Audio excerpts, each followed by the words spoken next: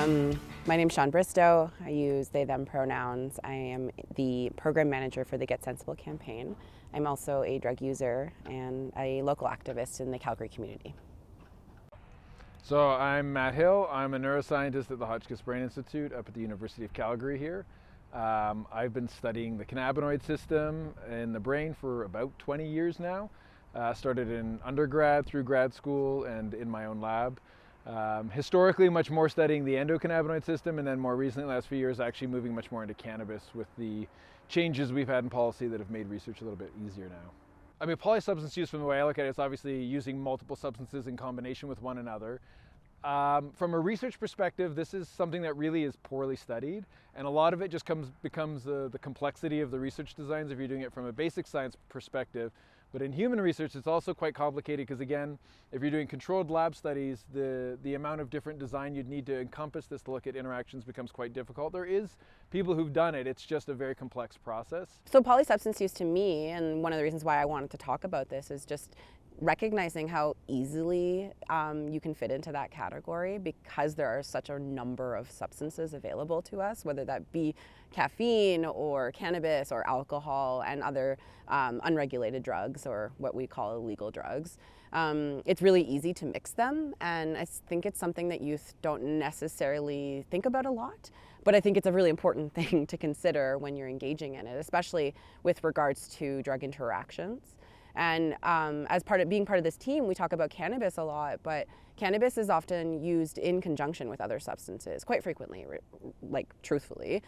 As per why I think it's important and why it's relevant is the reality is it's pretty rare that people use a singular substance and that's it, especially during adolescence when people are experimenting. They often tend to couple things. I mean, even if we talk about stuff that isn't robustly psychoactive like nicotine, understanding that nicotine, it still activates acetylcholine receptors in the brain, it's still going to influence the way that the brain functions, and when you couple that to another substance like THC from cannabis or alcohol or a stimulant, it's going to have different effects than any of the substances in isolation. I mean, I think the one that is probably the most relevant when it comes to cannabis in terms of frequency and there actually being something that people often underscore or don't consider is the alcohol-cannabis interaction. I mean, we know that you can take sub-threshold doses of cannabis that aren't really potently psychoactive in and of themselves, and low doses of alcohol that produce very little effects, and in fact, you'd still be under a legal blood limit often. And yet you put the two substances together, and we do know that that does produce very kind of synergistic interactive effects that are much greater in combination than either substance in isolation. I think like most young people, drug use comes in social contexts. And when you're in party situations and things are offered to you and you know a little bit about it, but you're not exactly sure, I would say that alcohol is most certainly on board for most of us. And that makes things tricky because alcohol actually has so many negative drug interactions or potentials for drug interactions that people don't necessarily know about. But when you have alcohol in your system, you're actually kind of more likely to engage in other substances that you've never tried. And so I would say that the most frequent example I have of polysubstance use is when alcohol is already on board and I'm experimenting. In terms of looking at adverse reactions to cannabis, things like people talk about greening out where they consume too much and they pass out. We know that that can be dramatically enhanced by consumption of alcohol, even at low doses, because people don't realize the interactive effects that come out. And so consuming something that if they were otherwise sober would have very little effect on them suddenly actually has a very robust effect that can hit them pretty heavy.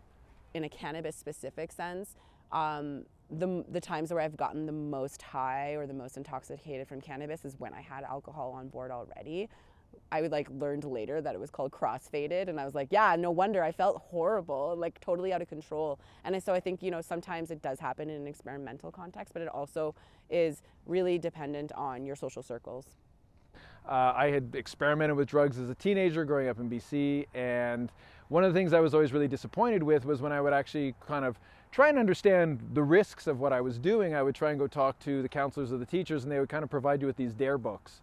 And the DARE books just had no substance in them. It was kind of these blanket statements of fear-mongering, and there wasn't really any granularity in understanding what the risks were. Was there actually stuff we should be concerned about with brain development? Was there actually stuff we should be concerned about with mental health? And no one could really ever give me clear answers.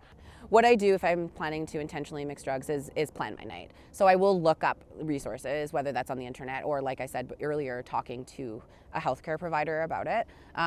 But like resources like Arrowhead or Reddit forums where you can actually look up other people's experiences between the drug interactions. It can be hit or miss. Like I'm not here to say that all the information on the internet is reliable or factual. And one of the reasons why we talk to experts is because we want to make sure we have the evidence to back it up. But there is a lot of really good anecdotal information out there. So, planning when and how you're going to use your substances, what you're going to use, how much you're going to use, are you going to test them beforehand? Always test your drugs. But that's all part of the intentional drug use, and also understanding your limits, right? Like if I have experimented in the past and I know how much is going to get me to a certain place, I'm not going to plan for more. I think kind of as the same rule goes that they always say with cannabis, if you're introducing yourself to a substance and you're trying it, go slow and start low.